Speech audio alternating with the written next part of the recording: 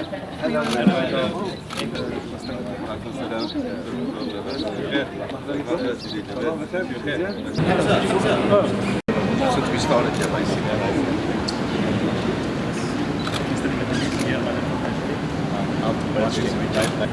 with most ceremonies conducted in Morocco, اليوم يتم رسميا افتتاح هذه الشركة الكورية التي تنشط في قطاع السيارات، وهي من الشركات الرائدة في هذا المجال، والتي قامت باستثمار ما يقرب من 90 مليون درهم وتشغل أكثر من 80 عامل لحد الآن.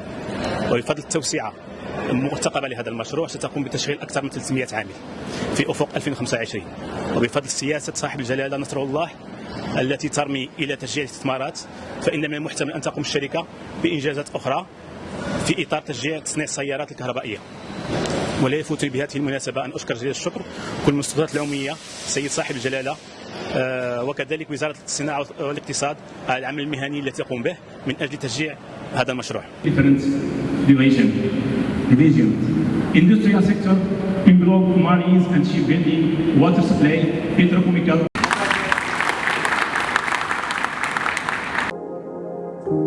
ما تنسوش الاشتراك في القناة والضغط على زر الإعجاب باش توصلوا بكل جديد ميد نيوز.